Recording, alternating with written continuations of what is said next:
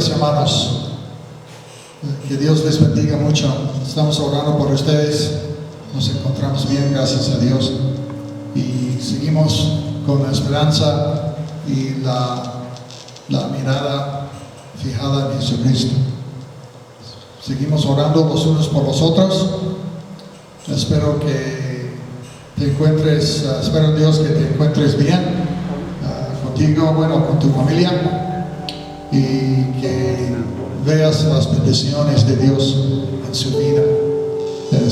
Estamos orando mucho, como sabes, todavía estamos en foco rojo y parece que por la próxima semana vamos a seguir estando así, pero oramos que en una semana o un poco más que ya se levanta el semáforo rojo para naranja.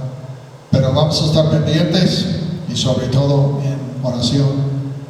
Hermanos, te pido te animo que sigas orando por la hermana Fátima y su familia está enferma y con sus hijos, su esposa también con el COVID, también su mamá está con el COVID y está hospitalizada, le acaban de internar en estos últimos días.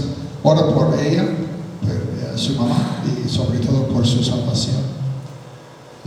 Muy bien, hermanos, pues vamos a orar, pero quiero animarte con unos versículos de Mateo 11, versículos bien conocidos, pero son muy buenos para este tiempo. Dios está con nosotros, Dios está con ustedes.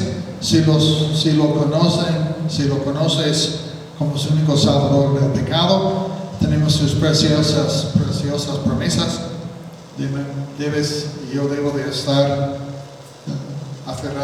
debemos estar aferrados a sus promesas, recordándonos de quién es nuestro Dios y su fidelidad. Dice aquí, Jesucristo está hablando, dijo, venid a mí. Estoy en Mateo 11, 28 al 30. Venid a mí todos los que estáis trabajados y cargados, y yo os daré descansar. Llevad mi yugo sobre vosotros y aprended de mí, que soy manso y humilde de corazón, y hallaréis descanso para vuestras almas, porque mi yugo es fácil y ligera mi carga. Entonces, te animo que memorices estos versículos, hermanos, en esta semana, y que Dios te siga recordando de su fidelidad, de la paz que solo Él te puede dar, que solo Él me puede dar, y que necesitamos descanso de nuestra alma. Vamos a orar, hermanos. Oremos conmigo. Ora conmigo. Señor, te doy muchas gracias por estos servicios, están en tus manos. Los del grupo de alabanza, también Carla en la traducción a lenguaje de señas, también al hermano David en la predicación. Que hables a nosotros, por favor, por medio de tu palabra. Y Señor, que seamos sensibles a tu voluntad, a tu palabra, Señor, por favor, y que seamos prontos en obedecerte. Que nos des descanso y paz en nuestra alma, en nuestro corazón, sobre todo en estas semanas, que no nos desesperemos para nada, Señor, y que nos sigas fortaleciendo, dándonos la esperanza que solo tú nos puedes dar, Señor, y en tus promesas que siempre son fieles. Te doy gracias por lo que haces aquí en México, en la ciudad, en el estado de México, también en el mundo. Señor, seguramente tienes tus propósitos varios con lo que está pasando. Y Señor, que nuestra mirada esté en ti en todo momento, Señor, y que seamos excelentes ejemplos. Y que nos des muchas oportunidades para compartir tu palabra, por favor, con los que no tienen esperanza. Te pido en especial por Fati y su familia, que les sanes y que sean fieles en tomar los medicamentos, que se mejoren, por favor, que no pasen a condiciones más graves, por favor, en la enfermedad. Por su mamá, de igual manera, por favor, y Señor, que le toques, por favor, Señor, para que te reciba como su único salvador del pecado. Ella necesita la salvación más importante que la sanación física. Y te pido, Señor, que le ayudes, porque solo tú le puedes llevar. Como dice tu palabra, nadie viene a mí a menos que mi Padre los trajera. Y te pido, Señor, que sea así con ella. Esperamos en ti, Señor. A ti sea la gloria y honra. Glorifícate, por favor, en la música, también en la predicación. Señor, gracias de antemano por todo lo que vas a hacer. Y a mis hermanos que están escuchando, que les ayudes a concentrarse, que no sean distraídos por las muchas cosas que puedan intervenir. Y te pido que también aprendan juntos con nosotros. Te doy muchas gracias, Señor, en el nombre de Cristo Jesús te lo pido. Amén.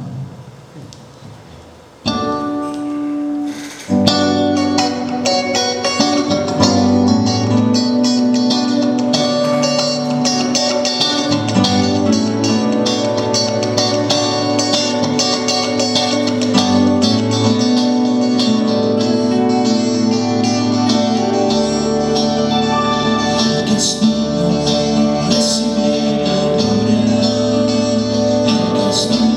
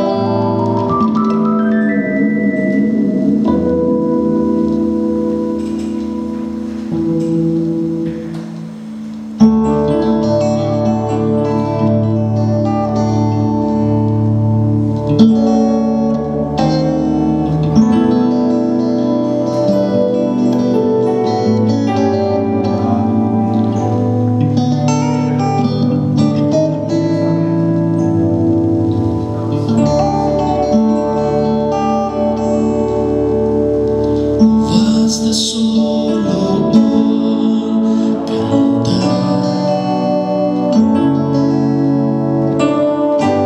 no basta solo con decir,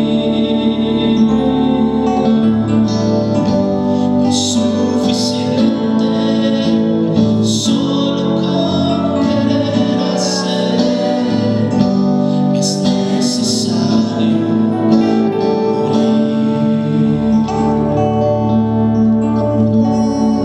basta solo con soñar, basta solo con pedir, no es suficiente solo con querer hacer, es necesario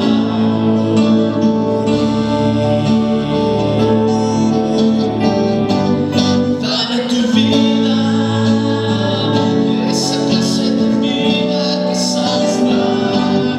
Dame tu vida, yo quiero vivir solo para ti. Dame tu vida, resucítame en ti. Yo quiero vivir solo para ti. Dame tu vida, esa clase de vida que sabes dar. Dame tu vida, yo quiero vivir solo para ti. Dame tu vida, resucítame en ti. Yo quiero vivir solo para ti.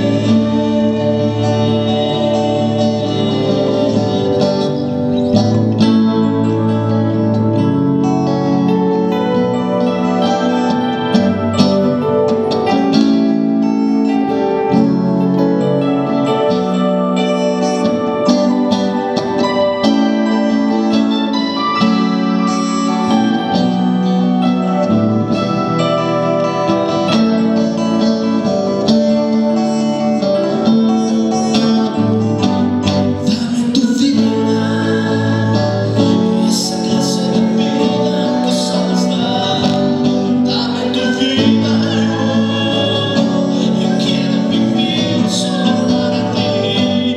Dame tu vida, resucítame en ti. Yo quiero vivir solo para ti. Yo quiero vivir solo para ti. Yo quiero vivir solo para ti.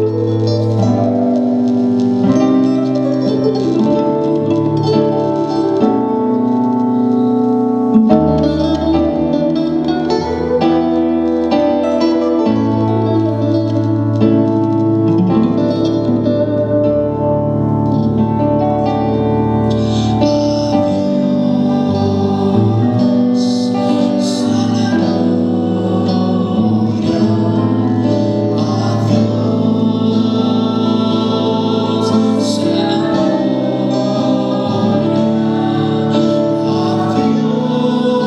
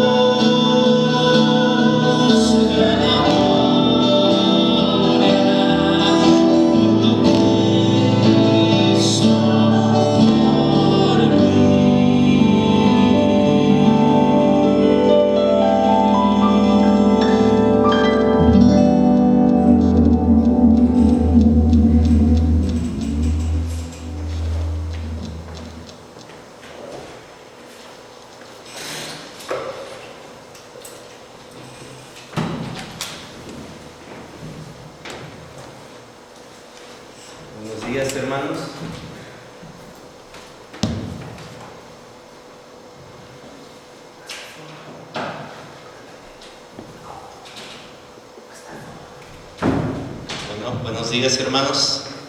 Ahora sí ya, para que puedan oírlo bien.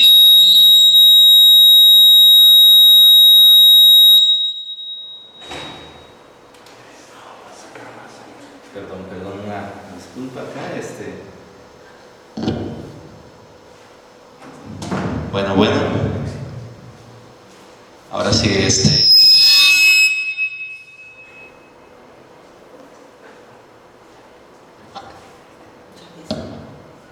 Ok. No se preocupen, hermanos, siempre pasan, situaciones, ¿verdad? Entonces, disculpen el sonido ahí, pero, con la ayuda de Dios, no va a haber ningún problema para que nos escuchen. Entonces, pues es un gusto, hermanos, poder compartir la palabra de Dios con ustedes. Ciertamente no estamos tan gozosos como quisiéramos, porque ustedes no están aquí, porque no nos acompañan, porque todavía estamos con el semáforo rojo en nuestro municipio, en nuestro estado, en muchas partes de nuestro país.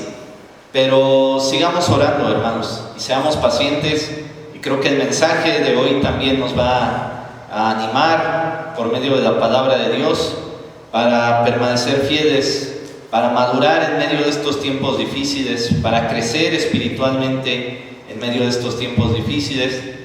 Y les invito a que me acompañen en una oración antes de que comencemos la exposición de la palabra.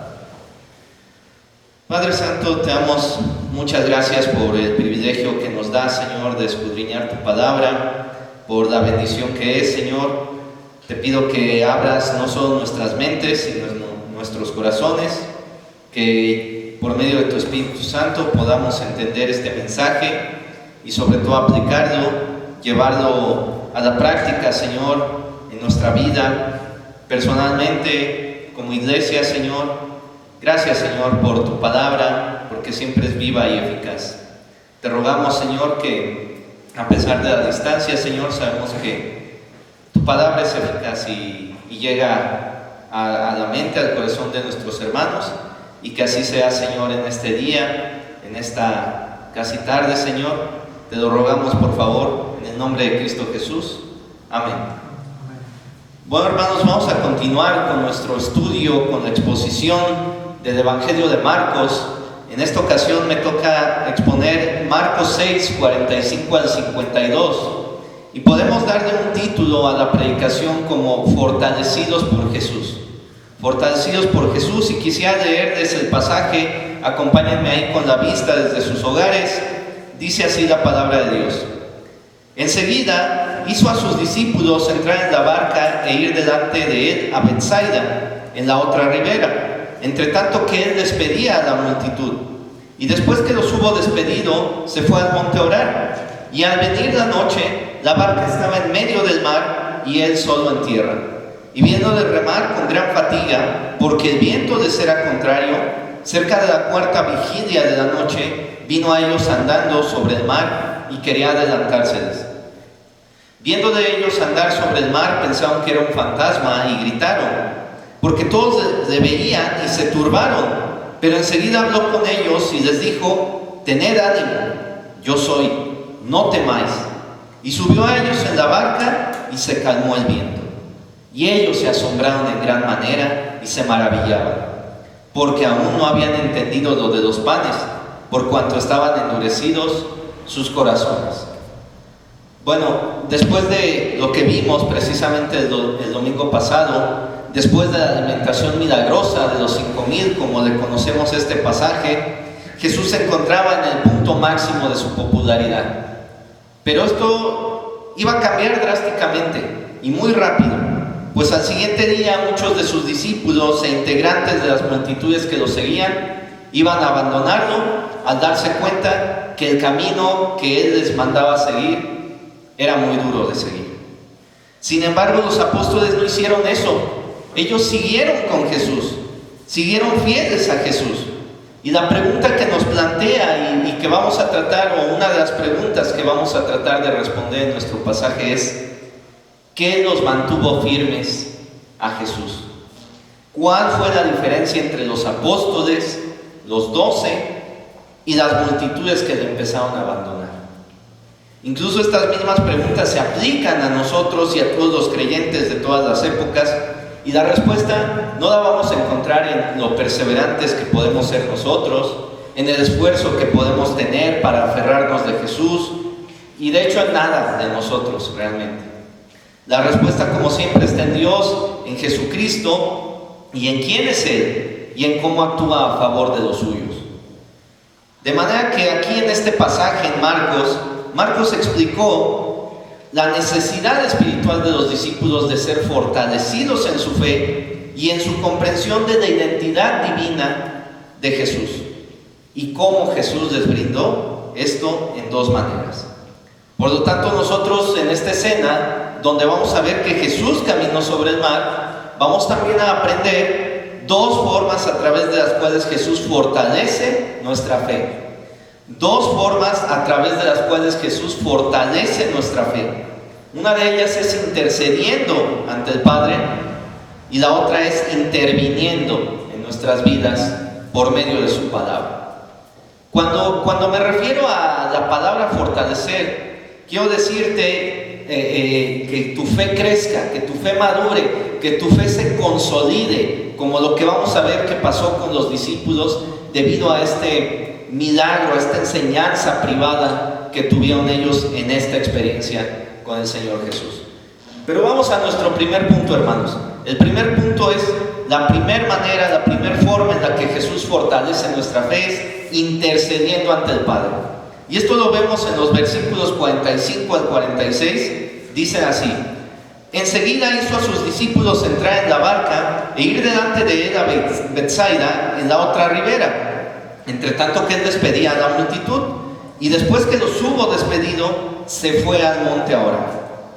Nuestra escena, como ya dijimos, sigue ligada a la multiplicación milagrosa de los panes, los peces, para alimentar a una multitud que nos dice de 5,000 hombres, únicamente hombres, pero que, como ya se dio, la cifra era mucho mayor, ¿verdad?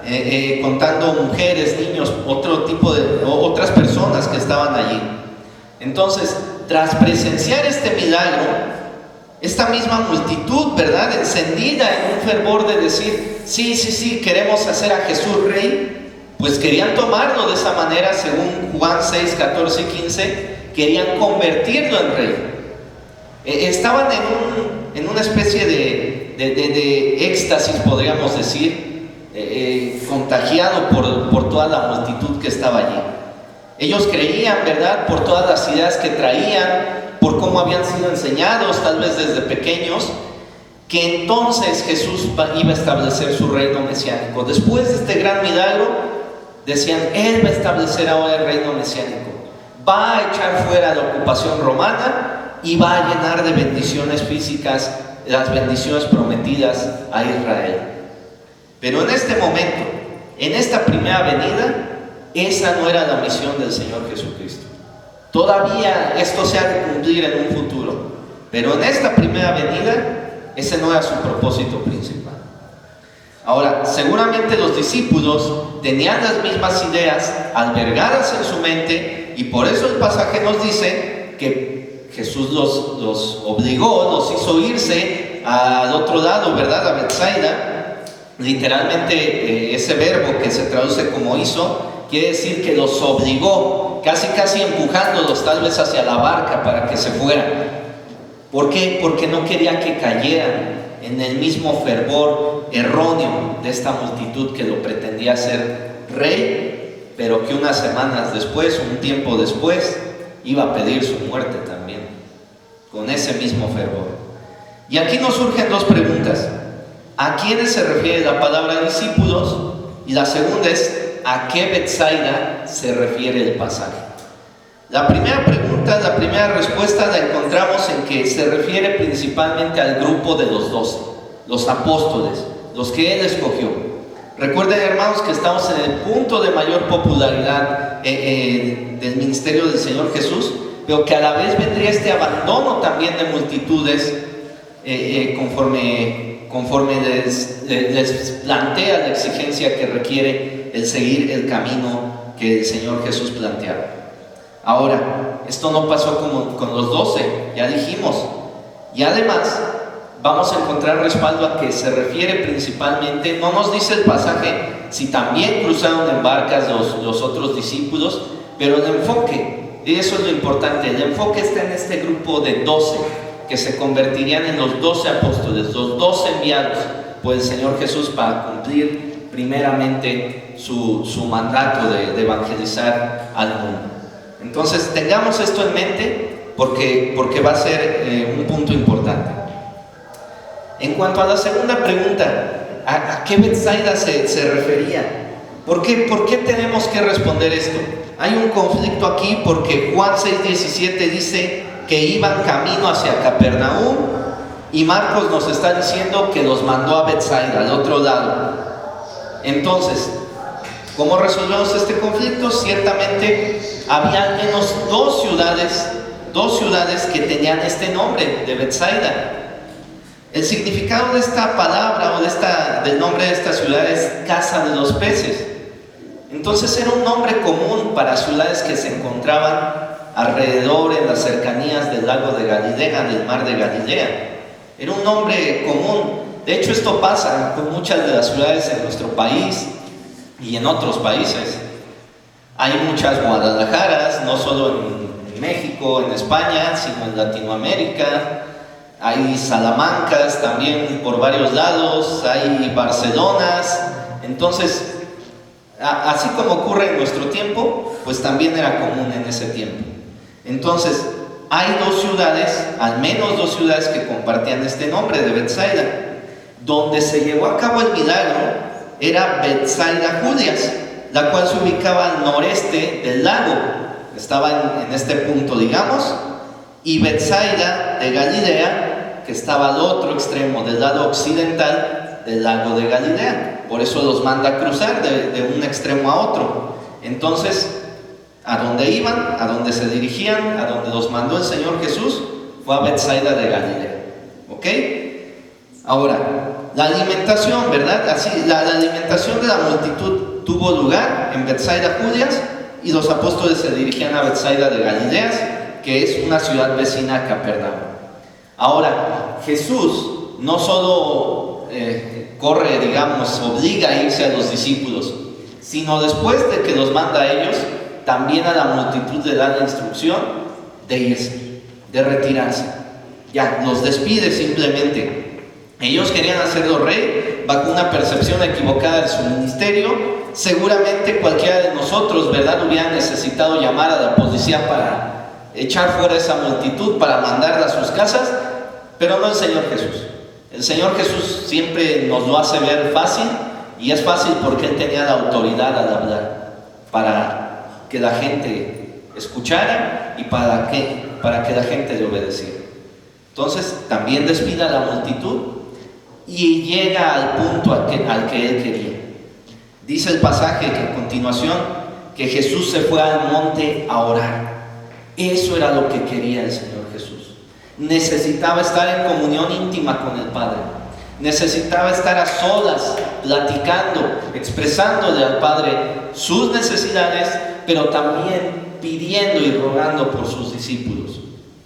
Es característico de los grandes eventos o de los grandes momentos durante el ministerio del Señor Jesús que antes de que algo importante ocurriera, Él permanecía un buen tiempo en oración.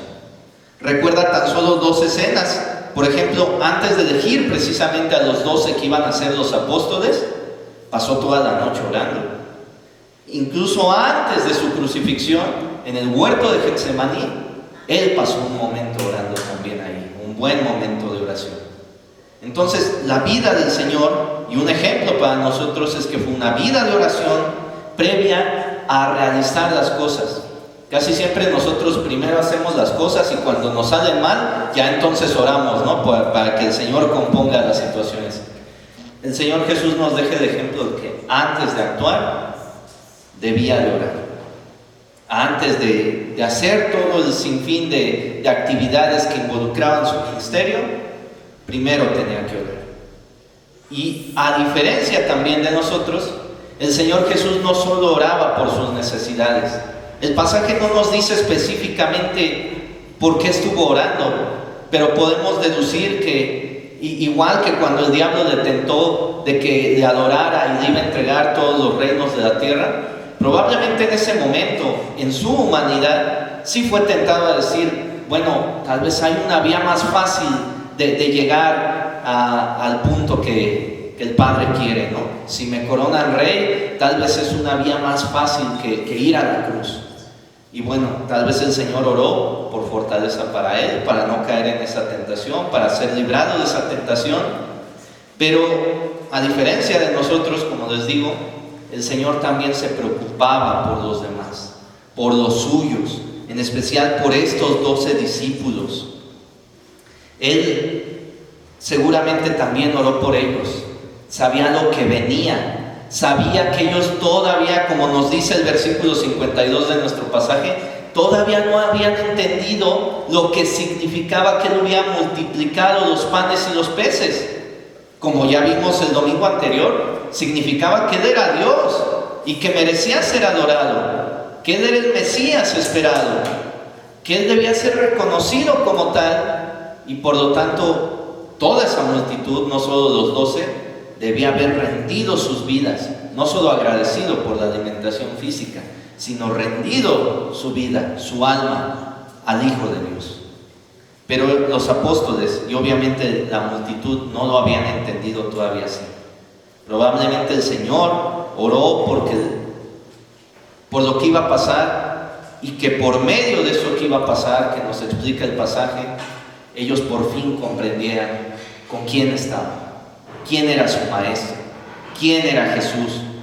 Un comentarista nos lo explica de la siguiente manera: es muy probable que, como hiciera en otras ocasiones, Jesús pidiera al Padre que les concediera fe verdadera y perdurable. El Padre contestó esa oración en forma poderosa, otorgándoles fe en respuesta a una maravilla inigualable.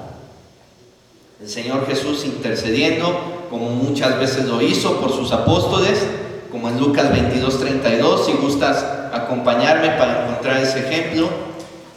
Lucas 22:32.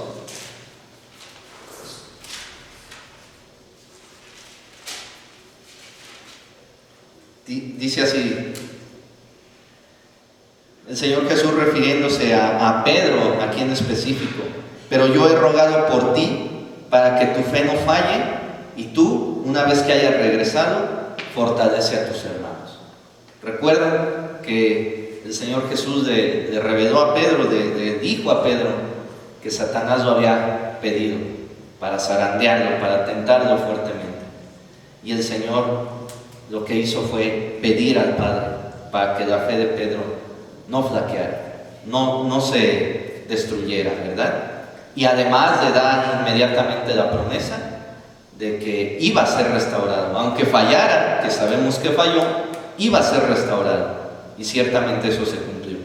Entonces, ahora viene precisamente el Señor pidiendo porque lo que va a acontecer en ese mar, en medio del lago de Galilea, sea precisamente como que la cereza en el pastel para que los discípulos por fin tengan una fe sólida, ya no titubeante, ya no tambaleante. Por supuesto que tenían una fe verdadera en Él, pero igual que nosotros muchas veces todavía dudaban de si podía hacer esto, si era en verdad el Hijo de Dios. Tal vez todavía tenían por ahí ciertas dudas, y el pasaje va a despejar esas dudas, ¿verdad? El acontecimiento que vemos en el pasaje va a despejar esas dudas.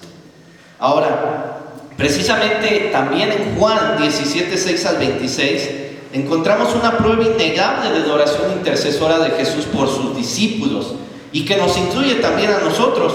No vamos a leer todo el pasaje, solo voy a resaltar algunos versículos que vienen ahí. antes de su muerte, el Señor Jesús oró, intercedió por sus discípulos, que eran los que iban a quedar como sus encargados especiales para llevar el Evangelio al mundo. Versículo 11 de ese pasaje de Juan 17 dice: y ya no estoy en el mundo, mas estos están en el mundo y yo voy a ti. Padre Santo, a los que me has dado, refiriéndose a los apóstoles, guárdalos en tu nombre, para que sean uno, así como nosotros. El Señor Jesús pidió unidad para ellos. Versículo 15 dice: no ruego que los quites del mundo, sino que los guardes del mal. Pidió que los librara, que los guardara de todas las tentaciones y de todos los peligros que iban a enfrentar. Y versículo 20, aquí es donde somos incluidos, dice: mas no ruego solamente por estos, sino también por los que han de creer en mí por la palabra de ellos, para que todos sean uno, como tú, oh Padre, en mí y yo en ti, que también ellos sean uno en nosotros, para que el mundo crea que tú me enviaste. En realidad, todo lo que oró el Señor en esa ocasión por sus apóstoles también nos incluye a nosotros. ¿Por qué? Porque de una manera u otra somos los que hemos sido rescatados por el Señor Jesús. Ha sido ese mensaje que los apóstoles impartieron, ¿verdad?, inicialmente, y que luego los discípulos de ellos y así sucesivamente siguieron comunicando. De manera que todos podríamos decir, oímos de una manera el mensaje de esos apóstoles y somos incluidos también en esa oración por los apóstoles que hizo Jesús. Entonces, también Hebreos 7:25 nos dice esta función que ejerce Jesús a favor de sus hijos, a favor de los creyentes. Hebreos 7:25 nos dice: por lo cual puede también salvar perpetuamente a los que por él se acercan a Dios, viviendo siempre para interceder por ellos. El Señor Jesús, como sabemos, murió en la cruz, pero resucitó y está a la diestra del Padre, y no está simplemente sentado, ¿verdad?, allá a la diestra del Padre, esperando que llegue el momento de la segunda venida. Hebreos nos dice que vive siempre para interceder por ellos, por nosotros. Está continuamente intercediendo por nosotros. Y en numerosos pasajes, otros pasajes como Romanos 8:34, todo el capítulo 8 y el 10 de Hebreos, primera de Juan 2:1, se nos presenta a Jesús como intercesor, como mediador, como abogado a favor de los creyentes, a favor de nosotros. Entonces, esa es una de las funciones principales que está realizando delante del Padre hoy en día, y durante todas las épocas la ha realizado y la realizará hasta que Él vuelva por su iglesia. Y de esta manera, hermanos, el punto es muy evidente. Jesús sigue intercediendo por sus hijos, por los creyentes, y seguirá fortaleciendo su fe de esa manera. Jesús, ¿verdad?, a través de todas las épocas ha fortalecido la fe de sus discípulos, la tuya, la mía, y lo hace intercediendo delante del Padre para que nos guarde del mal, para mantener la unidad que Dios ya nos ha dado en Cristo, para que el Padre persevere en nuestra fe, de modo que sea posible el día en que nos encontremos con Él en la gloria eterna. El Señor Jesús sigue haciendo eso y lo seguirá haciendo, como hemos dicho, hasta que Él venga de nuevo. Y mira, hermano, puede que estés pasando pruebas, puede que estés pasando tentaciones, puede que estés pasando situaciones complicadas. En realidad todos estamos y sabemos que este es un tiempo complicado. Es un tiempo difícil para vivir. Es un tiempo difícil en cuestiones del trabajo, en cuestiones espirituales, en cuestiones con la familia. Es un tiempo complicado por muchas razones. Pero ten la seguridad de que Jesús, el Hijo de Dios, nuestro divino Salvador, está intercediendo por ti, para que tu fe no falte, para que te aferres a Él en las pruebas que estás viviendo, para que rechaces toda tentación que estás enfrentando, y sobre todo para que maduremos en la fe, para que nuestra fe sea sólida, para que nuestra fe crezca, aumente cada día. Y también de esa manera, en estos versículos que hemos visto, Jesús nos deja un ejemplo, algo que también nosotros debemos de hacer: apartar tiempo para tener una comunión íntima con el Padre en oración. Tenemos que seguir ese ejemplo, expresando en humildad nuestras necesidades, nuestras debilidades, confiando que Él tiene todo en control. Aunque nuestra vida parece estarse desmoronando tal vez, Él tiene eso en control. Aunque todo el mundo parece estarse cayendo de nuevo porque hay confinamientos severos en muchas partes del mundo, porque están aumentando el número de hospitalizaciones, porque parece que el virus se vuelve más agresivo con cada mutación, porque la economía puede quedar devastada y todos los analistas prevén un caos económico, el Señor tiene el control. Y es nuestro deber acudir a Él en oración. Él lo sabe todo y Él nos está escuchando para respondernos en su tiempo perfecto. Y nos responde, ¿sabes por qué? No porque lo merezcamos por nuestras acciones, no porque seamos perfectos, sino por los méritos de su Hijo amado Jesucristo, que nos sigue fortaleciendo, que nos sigue perfeccionando y que lo va a hacer hasta su regreso. Él nos escucha, y alguna vez escuché de un hermano esto: Él nos escucha y nos ve y nos ama y nos responde a nuestras oraciones, no porque te esté viendo a ti, hermano, no porque esté viendo a David y sus méritos y sus buenas acciones, no, porque como dice la palabra, esos son trapos de inmundicia delante de Él, sino porque cuando Él te ve o cuando Él oye tu oración pidiendo por tus necesidades, Él te ve a través de la imagen de su Hijo Jesucristo. Él te ve como si ya fueras perfecto por su Hijo Jesucristo. Entonces, tengamos esa confianza y tengamos esa disciplina de oración para acudir como lo hacía siempre Jesús. Antes de ir y hacer todas las cosas y los planes y demás cuestiones que podríamos pensar tanto en el ministerio como en nuestra vida diaria, pongámoslo en oración. Pidamos la guía del Señor, pidamos que nos fortalezca en nuestra fe y nos dé ese discernimiento para actuar. Entonces, hermanos, recuerden que estamos aprendiendo dos formas a través de las cuales el Señor Jesús fortalece nuestra fe. Ya vimos la primera, que es intercediendo ante el Padre. Él intercede por nosotros ante el Padre para que nuestra fe sea sólida, para que crezcamos y maduremos. Y ahora vamos a ver la segunda. Es interviniendo en nuestras vidas por medio de su palabra. Versículos 47 al 52 del pasaje. Dice así: y al venir la noche, la barca estaba en medio del mar y él solo en tierra. Y viéndole remar con gran fatiga, porque el viento les era contrario, cerca de la cuarta vigilia de la noche vino a ellos andando sobre el mar y quería adelantárseles. Viéndole ellos andar sobre el mar, pensaron que era un fantasma y gritaron, porque todos le veían y se turbaron. Pero enseguida habló con ellos y les dijo: tened ánimo, yo soy, no temáis. Y subió a ellos en la barca y se calmó el viento.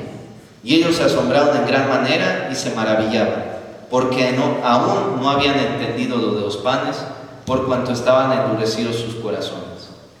Ese último versículo es la clave de por qué sucede todo esto. Ellos no habían entendido, como ya dijimos, la magnitud de ese milagro y sobre todo a qué apuntaba ese y todos los demás milagros que habían visto.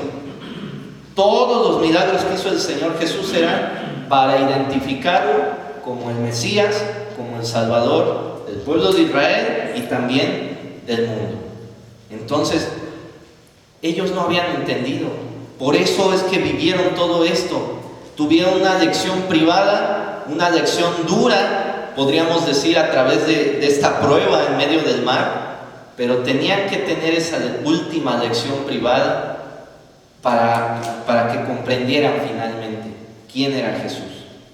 Aquí la frase "al venir la noche" se refiere a la primera vigilia de la noche, que es entre las 6 y las 9 de la noche, según como contaban los romanos, ¿verdad? Como dividían las horas, entre las 6 y las 9 de la noche. No sabemos exactamente a qué hora a qué hora fue esto, pero en ese momento ya se encontraban, dice, en medio del mar, los discípulos, los apóstoles.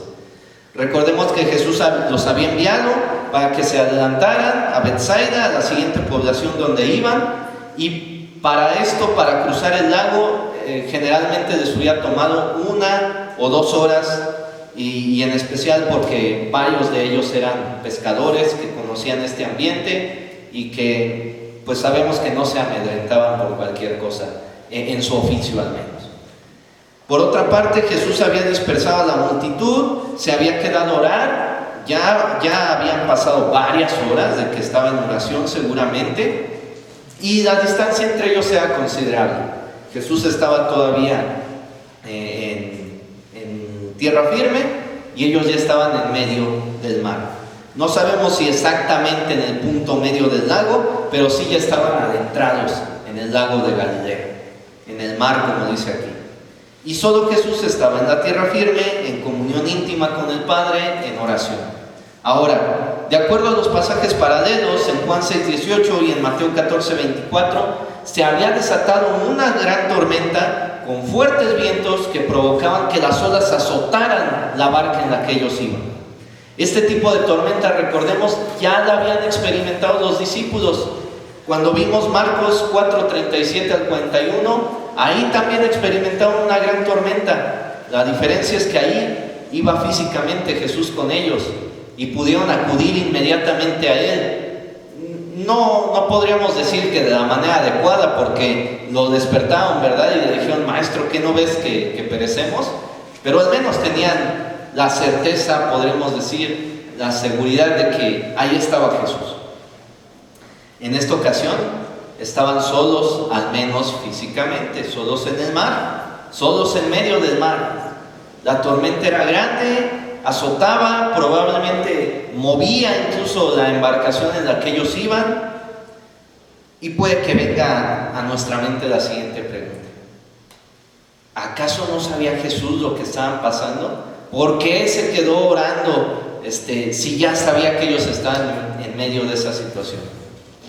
Bueno, por supuesto que Jesús lo sabía, pero Dios siempre interviene en el momento oportuno, ni antes ni después.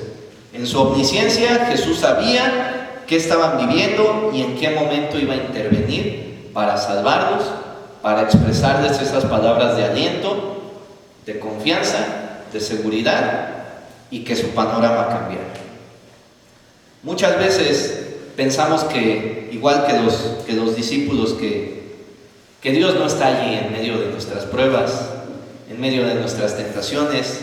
Pensamos que estamos solos, y en vez de hacer lo que Jesús estaba haciendo, orar, recurrimos siempre a nuestros propios esfuerzos. Tenemos un problema económico, inmediatamente decimos: ok, voy a pedirle dinero a tal, voy a pedir un préstamo en tal lugar, voy a hacer esto, y hacemos nuestros planes siempre antes de considerar a Dios. Pero la situación que vemos aquí es que los discípulos, ¿verdad?, no se les ocurrió, o no lo pensaron, y tal vez por la situación en la que estaban, ni siquiera pensaban como los marineros ahí en la historia de Jonás, que estaban clamando a sus dioses cada quien, e incluso exhortaban a Jonás: ponte tú también a clamar a tu Dios para que nos libre de esa tormenta, igual que experimentó el profeta Jonás, ¿no? Pero aquí la situación era la siguiente. Versículo 48 dice que Jesús, ya que había acabado de orar, vio a los discípulos remar con gran fatiga. Literalmente la palabra que se usa aquí significa atormentados, y se usa en un sentido de fastigados físicamente por un esfuerzo extremo. En este caso porque estaban remando y habían remado toda la noche contra el viento, la tormenta que se había levantado, probablemente entre 7, 8 horas son las que ya llevaban remando. Entonces, bueno, no sé si tú hayas estado una vez ahí en las lanchitas de Chapultepec, y cuando no tenemos experiencia es difícil incluso en un lago calmado remar. Entonces imagínate a ellos en la tormenta con las olas azotándolos, no podían, con el viento en contra, no podían avanzar. Estaban ya a punto, tal vez incluso, del colapso físico de sus fuerzas. Esto nos señala, ¿verdad?, la magnitud de la tormenta. 4 de ellos al menos eran pescadores, pero ya todos estaban en esta condición de fatiga, de cansancio extremo para ellos. Date cuenta que el texto nos dice que es hasta la 4ª vigilia que Jesús viene a ellos. La 4ª vigilia era entre las 3 y las 6 de la madrugada. ¿Cuánto tiempo había pasado? Los expertos, algunos comentaristas, algunos personajes dicen que solo habían avanzado aproximadamente 5 kilómetros. 5 kilómetros es más o menos lo que nos recomiendan cuando tenemos que hacer ejercicio, ¿no? Trota o corre 5 kilómetros. Si ya lo has hecho, pues te imaginarás que sí es una distancia considerable, pero no habían avanzado más. Ellos, expertos pescadores, expertos en ese lago, no habían podido avanzar más. Estaban ya más bien remando para sobrevivir, tal vez para que la embarcación no se hundiera, para que no les entrara todo el agua y perecieran ahí. Y como ya dijimos, precisamente en ese momento, cuando todo recurso humano se había agotado o estaba a punto de agotarse, Jesús interviene. Va hacia ellos caminando sobre el mar y el texto dice que quería adelantárseles, pero eso no significa que quería pasar de largo, hola, yo ya me sigo y ahí se queda. No, tiene el sentido esta palabra de que quería llegar a su posición y ponerse al lado de ellos. No sé si recuerdes la labor que realiza el Espíritu Santo para con nosotros. El Consolador, que la palabra en griego quiere decir ponerse al lado de alguien para ayudarlo. Entonces esto es lo que estaba haciendo Jesús. Se quería poner al lado de ellos para ayudarlos, para apoyarlos, para llevar él, compartir, digamos, la carga. Esto es algo impresionante, ¿verdad? Recuerda el panorama, hay vientos, hay olas feroces agitando todo el mar de Galilea, los discípulos no habían podido avanzar muchos kilómetros y sin embargo Jesús camina en medio de todas estas condiciones como si fuera por tierra firme. Se pone al lado de ellos para infundirles fe, para infundirles ánimo, para infundirles certeza, y aún más impresionante es que en todo esto fue Jesús siempre el que tomó la iniciativa, porque así lo hace Dios también con nosotros. Jesús fue el que los vio, Jesús fue el que oró por ellos, Jesús fue el que se adelantó para llegar hacia ellos. Jesús siempre, Dios siempre es el que interviene primero, el que da el primer paso, el que nos busca en la salvación, el que fortalece nuestra fe intercediendo ante el Padre, el que, como vamos a ver ahorita, nos da la palabra exacta en la Biblia para también crecer en nuestra fe. Entonces, inmediatamente cuando Jesús, ¿verdad?, lo ven, pues en medio de una tormenta, probablemente con muchas nubes y las olas golpeándoles incluso tal vez en el rostro el agua, pues lo único que pensaron al ver una sombra, tal vez una silueta por ahí, es que era un fantasma, como nos dice la narración. Esta palabra pues significa igual lo que nosotros conocemos, un espíritu, un espectro ahí imaginario presentándose, y su reacción lógica de los apóstoles fue gritar. Todos se pusieron a gritar de temor. De por sí ya tenían miedo porque tal vez iban a perecer ahí en la tormenta. Entonces ven esto, y tú sabes que muchas veces los marineros tienen supersticiones en cuanto a las apariciones y ciertas cosas ahí que ocurren en el mar. Probablemente incluso pensaron, pues es algún espíritu que viene ya para matarnos, ¿no? Pero las cosas cambian drásticamente cuando Jesús habla, cuando expresa su palabra, cuando se identifica y les dice: tened ánimo, yo soy, no temáis. Vamos a ver que el panorama cambia. Estas dos frases, tened ánimo y no temáis, son un imperativo, son un mandato en el original griego. Es decir, es una orden para que los discípulos cobren valor, tengan valor. Estas frases se usan tanto en el Antiguo como en el Nuevo Testamento. En el Antiguo Testamento, si tú quieres buscar después con más calma, en Isaías se usa mucho estas frases.